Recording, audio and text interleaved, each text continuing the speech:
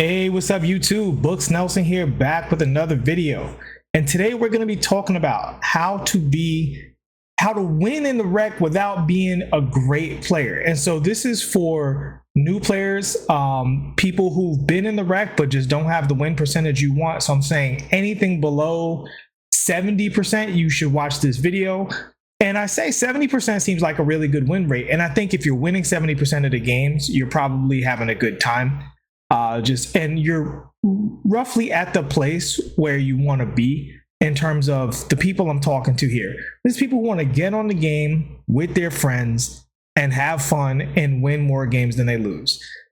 A lot of people make tutorials and they're talking about like Pro-Am and competing in WR leagues, but I understand that that is a very, very small part of the community. And as somebody who I just started taking 2K seriously again in 24 because honestly I had not liked any of the next gen games. So it took me until probably February of this year to get me and all of my friends to the point where we were winning most of our games. By the end of the year, I was holding down a 90% win record every season. All of my characters are purple plates. And honestly, we pretty much never lost if we had real builds. We got to the point where to keep things entertaining, we were playing mostly funsies builds, right? People were switching up and, making off meta characters, which is where I want you guys to be. I want y'all to be at the point where y'all can hop on the game, have some fun, and win most of your games. So between educating myself and getting better at it as an individual and also working with my teams, I play with a lot of players. I have a lot of friends. So it's probably like, 15 people I play with on a fairly regular basis, if I include everybody, maybe even more than that. So between everybody, I've seen my friends get better and they're at different skill levels. Some people are more at the Pro-Am level, whereas other people are, maybe more at the rec level. So I've seen that, but also I've seen the people we've played against. And as the point guard, for the most part, I play a lot of lock too. I can see what's wrong with the other teams. So I have a pretty good sense, in my opinion, of what the big mistakes and misunderstandings players have. So from this footage, you get nothing. This footage is just to bait you into not seeing this chart. That's right. We're getting right into a chart. So because this is a much, much better way to learn than watching game footage. Game footage happens at full speed. And I want to introduce you guys to just a few concepts that if you're not winning, again, at least, and for this example, I would say if you're not winning at least 80% of your games, chances are there's something in here that you're doing wrong. Because I would say maybe 75%. Because at about 70 to 75%, then your individual skill level needs to rise. This discussion, this tutorial right here, is if you are not skilled. So if you like, I'm great, I don't need this, please like and subscribe. Thanks for watching. But in my experience, roughly 90% of the people who play this game do not understand the fundamentals of the game. And as the great guitar teacher Tomo Fujita said, I like to call them fundamentals, not basics, because basics are something people feel you grow out of, but this is a part of the game at roughly every level. What really changes is that at a high enough skill level, there's just slight properties that change. All right, so let's say you're not good at the game, right? So before you even get a chance to score, what you see on screen right here is a typical 5-out setup, right? However, if you're not good at the game, chances are the other team has scored. So the first lesson begins before you bring the ball up, right? So if you're a new player, one of the more scary things to deal with, especially at the guard position, is pressure. So I'm just going to tell you guys how to beat pressure as a team real quick.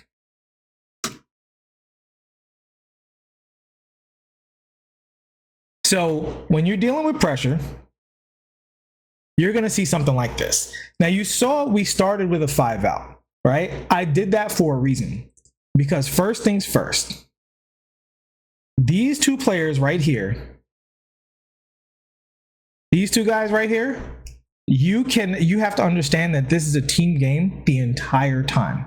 And if they're bringing full pressure, being here and here is worthless in the beginning of the possession, because with just one player, this guy right here can guard everybody, right? Because the ball, if this ball gets thrown down court, he's fast enough to get anywhere, right? Especially if he's a lockdown or even a guard with high steal. And this can make the game very difficult. This is a scrub busting defense, meaning if you don't know what I'm about to tell you right now, this will just defeat you and put a clean, just take a clean 25% off your win record, because every time you run into a team doing this, you're going to struggle and you're never going to get to play. So bringing the ball up is a team-based activity, right? So the guard, first thing to understand is if you want to get the ball, you go all the way up to the center, you hold screen, and you get the ball that way. But now the problem you have is that the lockdown is in prime position to press up against you.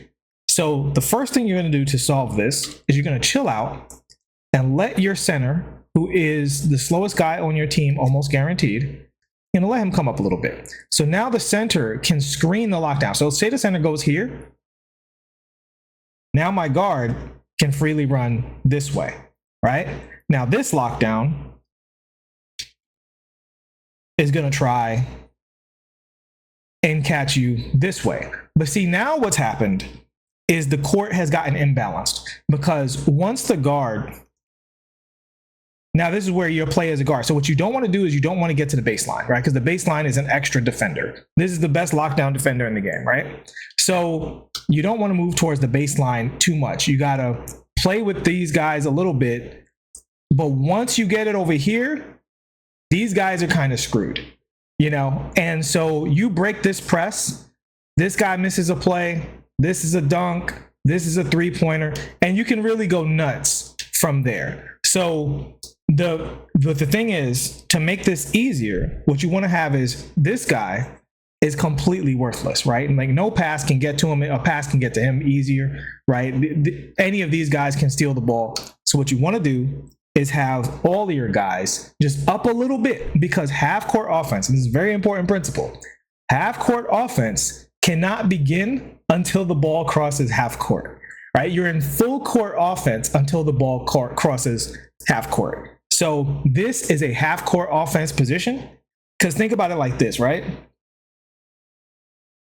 If this guy right here is, you know, up here, anywhere, really, anywhere over here, helping out, bring the ball up, once the ball crosses half court, they can fill these positions again. There's no reason to be here with 24 seconds on the shot clock, or 23 or 22 or 20 or 20. But once it starts getting to 19 seconds, the ball starts to get to half court, then this position becomes valuable and you start to put pressure on the defense, all right? So that's getting the ball across court. The main principles I want y'all to think about is your center is possibly, or your other, whoever the inbounder is basically, can come up and help screen, and your other guard is your secondary ball handler. So we're not going to talk too much about builds, but there will be some relevant things about builds. So the one thing that can make the game more difficult, and we'll talk about a few of this with builds, is if your secondary ball handler isn't also a ball handler, right? So if you came out with 3 lockdowns and a center, you can win with that, but ball pressure will be much more difficult to deal with without a secondary guard. Because another thing that can happen is this guy, as they start to load up on the point guard, I can give it right to my center, which is another tactic you can use, because the center doesn't have to dribble. He can literally just be holding the ball, right? So I give it to my center, he gives it to the other guard, and it's the same thing as before. Now, this guy and this guy have to get back into the defensive play in order to not compromise. And let me tell you, bad presses, and most presses in the rec, like almost every press in the rec, is going to be bad. Almost every one. The only time a press in the rec is not going to be bad and not going to have big holes in it is if it's literally a pro-am team, where it's just like, why are you even in the rec? Sometimes guys might be on different builds. Sometimes they might be a warm-up game. Maybe they're trying somebody else out, and so they'll be in the rec. That's fine. They can do what they want. But I'm saying in those situations, the press might be good, but most of the time, almost everybody you play, it's going to be a really easy press to break, as long as you understand that you want to give up the ball intelligently, screen intelligently, get the ball in without giving them an opportunity to take it. And that secondary ball handler, and it's one of the biggest mistakes in the game. So we're getting one of the big ones out of the way right away. That secondary ball handler hanging out here while you and the center are in hell, no bueno. Don't do that, right? So this is, in fact, I would say there are two important jobs of the two guard, and we're going to get to both of them right at the beginning here. Job number one, get the ball up court.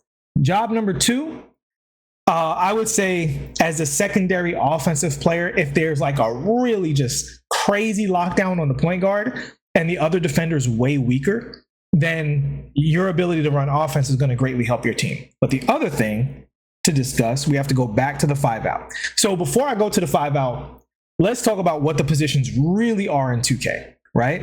Because, and you'll notice I put lockdown, lockdown, guard, guard, because that's your standard formation, right? But that's not really what the positions are. What the positions are in 2K is scorer, defender, two-way player, screener, roller, popper. Those are really your positions. It's more like roles, not necessarily strict positions. And you can have some, if you're good at the game, you can have some flexibility with the builds that you play, as long as either A, you cover all of these roles, or B, you replace them with something viable for your skill level. And we'll get more into that as we go forward. Okay, so back to our 5-out. So there's a very important thing when it comes to builds and it comes to the 5-out. And this is pure 5-out. This is 5-out ISO, not 5-out with a pick and roll, right? So with the 5-out ISO, what the defense really wants to do is they want to be here. They want to be Miami Heat style, 5 on the 1 on the nail. Well, like, so that means 1 foot on the nail of the paint, right? And what this does is this completely shuts down your offense, right? If they're allowed to play in this formation right here. All right, if they're allowed to play in this formation right here, it is very, very, very hard for you to operate, because the speed of the ball will not allow, they can recover to any position. And it wouldn't be a guard on this lockdown. It would actually be switched over here. So this guard would be on, whoops. This guard would be over here in the lockdown, and the lockdown would be on the guard. Now, in the rec, every team doesn't have a lockdown. And even if they do have a lockdown, they might be having somebody playing lockdown, but their only actually skill is occasionally getting a steal. They actually don't have really good defense. They want to press really high up on the ball, bump into you all the time, yada, yada, right? That's what they're trying to do. But I'm putting lockdown here because we're talking about if you're at least up against a somewhat adequate opponent, right? If they're on just a whole bunch of bum builds, the advice I give is still going to be relevant, but not as relevant as beating the kind of standard 2K stuff. All right, so that having been said, if you allow the defense to set up like this, it's really tough to score, right? Because the cuts aren't open, the lockdowns, and if this guard over here has a high steal, he can pressure the ball. This lockdown can help out. It's just a nightmare, right? So how do you avoid that? Well, it's very simple. If you are running a 5-out, what you need is this guard to have, what do you call it? High 3-pointer, so he can stand back here, right? And even just that right there, like forget about the other lockdown for a moment, right? Because what happened, oh yeah, actually, you know what? Let's not forget about him, because it's an important thing.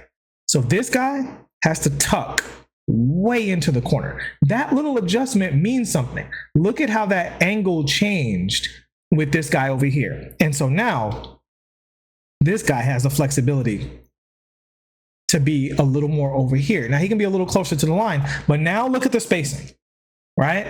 Now with just one guard having over like a 92 3-pointer or better, it helps the ball handler, because now this lockdown can't just wreak havoc, right? Because now when he does this, he's taking a chance. Because if you make this pass, then that's a 3-pointer. And if you don't make that pass, it's a cut. right? So he helps up. This guy makes the cut. Whoops. There we go. This guy makes the cut. And now the center either has to help, or you get to dot to the corner, or you pass it to the center and he passes it back out to the corner. And that's where the next thing comes in. So the reason I started with the 5-out is because it's very common, but it also makes it easy to highlight a very, very important principle. And this is the number one out of everything thing that ruins people's offense in 2K. And so listen to what I'm about to say, and you can just like literally etch this in stone. Motion comes from stillness, right? Not the other way around.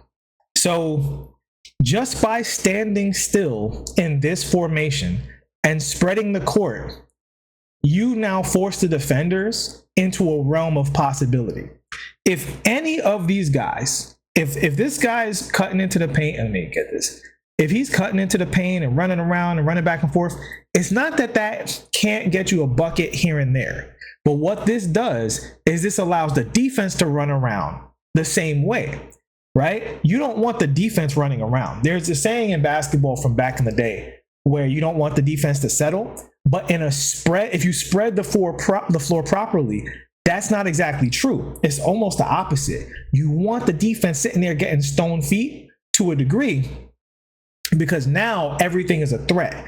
I can tell, my lockdown to cut out of the corner if he has a physical advantage over the guard. I can call a guard screen. I can call an off-ball screen. I can, I can do a whole lot of stuff from this formation. I can start my pick and rolls. There's a whole lot you can do from this formation without actually, operating. And so we're going off of if you don't have a lot of skill. Right? Because again, if you have a lot of skill, you don't really need this tutorial. But if you're just getting into the mode, if you want to know how to get started in Pro-Am, especially, not in Pro-Am, in Rec, especially if you're with your friends. This is also for friends. Random Rec, this is irrelevant because this is using team communication and team structure to overcome a lack of individual skill, right? And you build your individual skill over time. For the rest of the entire year, we're going to be breaking down dribbles and shot creation and all of this, post-up game, whatever, all of this stuff to make you better individually. And this is a new 2K Pro Play, completely changed dribbling. Everybody's individual skill is going to go up over time. But if you can bring in your team skill and your team fundamentals, you can win while you learn, which I assure you is much more fun. All right, so the 5-out is pretty self-explanatory. If your guard is good, then basically he just cooks this guy and goes to the basket and just causes havoc, right? And he goes to the basket, he cuts out, he steps back, he hits 3, and this guy's in hell, and that's that. Now, is that a boring offense? Yes. Is that the offense you have to run for the entire time? No. And this is another big misconception, right? So once you're standing still and you have the threats, everybody in 2K is a threat if you have good spacing, right? But in order for but there's also a hierarchy of threats, right? So now let's go to 5-out pick and roll. So what we're going to do is we're going to take this lockdown, tuck him into the corner, and we're going to take this big and bring him up to the top. All right. So now this big is in the pick and roll, right? And so if you're playing a Pro-Am team, the other lockdown is going to be guarding the pick and roll. But against almost everyone you play in the Rec, the center is going to be guarding the pick and roll, right? And then the guard is going to be in the corner because, and again, this is against a decent team. Against a bad team, or, I'll just say a bad team. We don't have to be nice to our imaginary teams here. Against a bad team, the guards are just everybody's going to play man to man, right? Maybe the lockdown will be on you. That'll be the only switch on the court, but everything else is going to be man to man. All right. So it would be more like guard. And then the other, they probably don't have 2 lockdowns if they're not a good team anyway. So anyway, here you start the pick and roll. And the pick and roll is simple. I don't really have to explain the pick and roll. I will say this, a lot of bad centers set their screens way too low. What you want to do is you want to get that screen up here. right? Because just look at that. Just look at that and look at what the lockdown has to do. And more importantly, or equally as important. So when I take this screen over here, what happens now is now the center and the guard actually have to be good at their jobs, right? If you take that low screen, again, they can slip into a random, like a spontaneous 5 on the nail, as we discussed before, where everybody's kind of crunched up in the paint and team defense is really good. But here, team defense can get really bad because this guard now has to make a decision. Am I helping? Because the guard can't help on the roll. So, but if I help, I give up the corner. What do I do? The big, is he dropping, right? Because the big wants to be here. This is what he really wants to do. But if he's up here, oh, he hates this, right? If he's up here, then your big rolls and it's just a nightmare for them because now you got the big in isolation and your offense is cooking. So now as a point guard, you have to make the reads. However, I'm going to show you guys a second formation. That's 5 out. You run pick and roll. And I will also say you call cuts, right? So just this last thing before we get out of the 5 out, which will be relevant in other formations as well, is as you're running pick and roll, because the center is almost certainly going to be slower unless they're running small, right? You notice guard is going to start like, do I want to help? Am I coming up? Because he doesn't want your team, the good guys, the blue guard, he doesn't want you just pulling up from 3 while the center is like kind of guessing. And you're doing this all before this lockdown recovers, right? So you run your pick and roll, you're starting to get open, and this guard is like, what do I do? And this is when the first real skill comes in as a point guard and as a team. Since you guys are staying still, this can happen. If anyone on the court is running around like an idiot, or as they say, running around like a bot, this is ruined. And this is why you stay still. If this guy comes up, you call for the cut for this guy, right? Now, if he comes up at a bad angle, maybe you just hit the pass, right? If he comes up right here, say you've been cooking in the mid-range, you've been crabbing the center, so you have a little skill, right? Maybe he's coming in to help in this area. But if he comes up to help up here, you just call a cut, easy 2 points, right? That comes from staying still. Now, pick and roll does require skill though. Don't listen to other YouTubers talking about, it's easy, yada, yada. I've been in those streets. You can go literally 50 rec games in a row without seeing a real pick and roll player. All right. But so that requires skill. That's one of the first 2K skills. But let's say you want to have fun and you want to win and you don't have high pick and roll skill. Not a problem. Here is another offense that serves a double purpose. But here again is where we have to talk about your bigs and their build now, right? So the reason a lot of pros make inside bigs is because they have a guard that's playing pick and roll, right? And this is a very important thing because when you watch build videos and you watch tutorials, you have to understand they are giving advice for their environment. They're not in the rec. They're either in Pro-Am, they're playing in these leagues and stuff like that. But in rec, the circumstances are a little bit different. And I'm going to explain exactly how, right? So there is a very common defense that you'll see in the rec when people are a full squad. And a lot of people panic when they see this defense. And this is, spoiler alert, zone defense. Your typical 2-3 zone. Now, what you'll notice about the 2-3 zone is that it slightly resembles that 5 on the nail situation, right? So now the center can just roll them around and shut down the paint. And then everybody else can just kind of be lazy. They don't even have to have good builds, right? They can just play in the passing lanes, jump at guards, right? Like this lockdown can have a party. This lockdown can have a party if they have 2 lockdowns. How do you beat that? Actually quite easy. And I will tell you, watching bad players get into the zone, it's like Netflix and chill time. I mean, I can literally put on YouTube because we're going to beat this team so easy. I'm going to tell you exactly how we're going to do it. So if they go into a zone, what you need is you need your center to at least have a mid-range, and you also need your center to be able to make a read, right? Because what you do is you pass the basketball to your center right in the beginning of the play. You just throw it up to him. He or she knows to immediately hit the free throw line. You get him at the free throw line. Now what happens, and this is very scary for a defense, is once that ball We'll put that circle around him to indicate that he has the basketball. Once that ball is in the center's hands, here's the problem. If anybody else makes a cut, right? This center is the rim protector. If he backs off for a second, your center is supposed to shoot. If he stays high, your center is supposed to pass. And what they will have to do is, say this guy cuts, if he like drops the chase and then your guy's like, okay, the lockdown is dropping, so I'm gonna cut in and cut out. Now you got to make reads. This isn't really like an individual skill, but it is a team skill, because if your guard cuts in and out and this guy compensates and this guy started to cheat, this might actually be the pass that's open. Or the center also panicked and your center has to shoot, right? So the 4-out 1-in is really simple, really easy to run, but it does require for your center to at least have a mid-range shot, and B, the ability for your center to have a read. I will also say C, these characters need to have standing dunk at a very minimum. Once they get that, and I heard standing dunks are still strong in this game, so this will be fine. Once these guys cut individually, not at the same time, and also the center might call for a cut.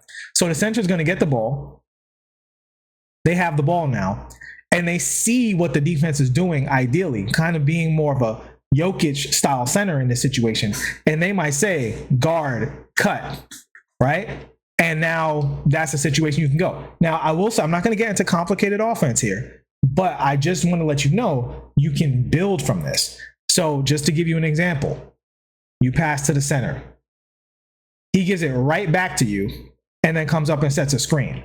Why does that work better than the center just coming up and setting the screen? Because they don't expect it, especially if the center has shot a couple of shots from the free throw line. From the free throw line, you've called a couple of cuts. Now they're not thinking pick and roll, right? And if the enemy is not thinking about an attack, the attack is more likely to work. If the whole team is waiting on pick and roll, then they're much more likely to make good decisions. And this is something you can build up as you get better. And so say you're working on your pick and roll skill set. Now you might throw that in sometimes. Right? Say you're working on your individual shot creation skill set. What you can do, and this is like where we talked about having other builds with versatility. Say this person didn't make a pure lockdown. They made more of a hybrid scorer, right? Like a Carmelo Anthony, was it DeMarcus Cousins kind of build that can score a little bit out the post. So you switch. The big goes to the corner. Now he has to have 3-pointer. And then the power forward comes up and runs that position, but they're a deadlier scorer from that position, right? So there's a lot of things you can do as you build up. But to review, and we're going to talk about defense before we get out of here. But to review, number one, everybody inbounds the ball. There's no reason to be all the way on the baseline if there's pressure.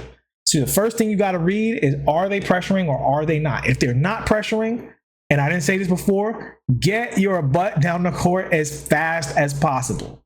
So you have to be a working human being. It is not like, oh, I'm always going to do this, I'm always going to do that. You're constantly reading what the opponent is doing. And I will say, as a point guard, the skill you want to get first and foremost is the ability to make reads, both for your team and for the defenders. Human beings are creatures of habit, even when those habits aren't effective, right? So when you pick up on those habits as early as possible, victimize them.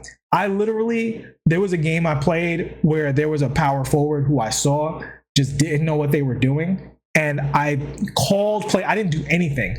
I maybe got one dunk out of it, but everything else was the rest of my team. It was just you cut, you go in and out, okay, set a screen, pop out. And literally every time it was like I had his controller. And that's something you can get over time only from the structure of, number two, once you get the ball up court, get to your spots as fast as possible. The thing a lot of people do is they'll be coming up the court and they're just like, yeah, I'm eventually going to get it. No. You have to sprint to that corner, right? Sprint to that spot, because that is what is going to put the defense in a position to be compromised as soon as possible. And that's what you want. You want the defense to be scrambling, to be afraid, to be making erratic decisions as early as possible. And that's by getting to that spot and creating that space where you stretch the defense out of that one on the nail, crowding the ball situation that they want to be in, right? Okay, so let's talk about defense a little bit. Oh, I will say one more thing. After you get a rebound, what you want to do with the center is your center should have high pass accuracy, right? Because if your center doesn't have high pass accuracy, you're probably leaving 10 to 20 points off of the table. Because if you get a good defensive stop and everybody runs and the center has low pass accuracy, the catches are going to be so bad, it's going to be very difficult to score. Whereas if the center has very high pass accuracy, if they have Hall of Fame break starter, and they don't have to put any ball handling on, so they have the extra points. They have Hall of Fame break starter, they're going to be just throwing dots all the way down court. They're going to rebound the ball, sling that thing up there to a guard that's waiting, and it's going to be 3-pointers. And that, again, full court offense, easier than half court offense, right? It's that simple. I will also say one more thing about offense before we go. When you're in the full court, fan out and talk about the one person who's supposed to be fanning in. And as the guard or the center who rebounds, you should be having eyes up saying, power forward, triangle or Y, go straight to the basket, because that's going to open it up for this person, right? Okay, now onto the defensive end of the ball. So now the red guys are the good guys. And this is pretty straightforward. So really, we don't even have to draw a diagram for the most part. Actually, you know what? Let's pull it up anyway. So you're on defense, right? You've got at least one lockdown. So the number one thing, say they're running pick and roll, right? So they're running pick and roll, which a lot of people are going to do. It's going to be very, very common. I said they weren't going to be good at it. I didn't say they weren't going to do it, all right? So they're running pick and roll. So the number one thing you can do to make pick and roll a lot easier is this. You get this guy over here. You get this guy over here. You get this guy over here guarding the pick and roll, because he's much better at it. And this is the benefit of having what they call a back end power forward, right? Is you can use the power forward to guard the pick and roll, and you can have the center closer to the paint guarding the corner, which is a much easier job, right? So here, the power forward guarding the center is going to have higher steal, he's going to have quicker feet, he's going to be able to get bumps on the way to the basket. And if the center is getting all the way to the basket, your center can help and you can run to the corner. And that's where the communication comes in. I'm not going to talk about comp defenses, right? There's a whole bunch of comp defenses you can learn, and later in the year, we might talk about that. But we're talking about winning in the rec. And I can assure you, you do not need comp rotations to win in the rec. You just need really a couple of simple things. Number one, you need these people to know how to bump somebody on a cut, right? That's an individual skill that's absolutely necessary on defense. Number two, you need this person not to be so eager to play slam ball on the guard that they look at all the space created, right? I'm going to play slam ball on you, but look how much bigger the court just got. It doesn't mean that this is always a bad option. It just means that if they top lock, they have to communicate what's going on and be disciplined in that movement. They can't do this, get crabbed and just get buckets on them and have floaters and layups and all kinds of shenanigans, dunk sticks, all kinds of shenanigans, because they're just coming up too high and getting beat too clean. They can't get beat clean. They got to put the guard in a situation where they're making decisions. That's what you want. You want the guard thinking. You want the guard a little bit afraid of you. You want to throw in a couple of steal attempts, watch your fouls. If you do have two lockdowns, you can trade your fouls, right? So if you get a couple of fouls, you switch guard to center. The other lockdown guards the ball so that he has a couple of reaches. Don't overdo it in the first quarter, but see how the guard responds to a little bit of pressure, right? But really, other than that, you want to talk about, are you switching? So that's the other thing. With two lockdowns, you can just switch pick and roll. I'm not chasing over the pick and roll. I'm just switching now. And you just switch everything. And I'm telling you, this is not for Pro-Am, but in the rec, two lockdowns, guarding the pick and roll, just switching everything, shuts some people down. I'm talking about we've beaten people by 70 points, no exaggeration. And I mean, that's a regular thing. It's not like, oh, we beat somebody by 70 points one time. No. I can show you guys the box scores. We've beaten people like literally at halftime, it was 60-15, right? Because you just took the one thing they knew how to do right out of their bag. They had one thing in their bag and you turned the bag upside down and it was dead. Right? So that is your basics, your fundamentals to rec. Create and so help bring up the ball, create space on offense by having at least 2 builds that don't have to be on the 3-point line, right?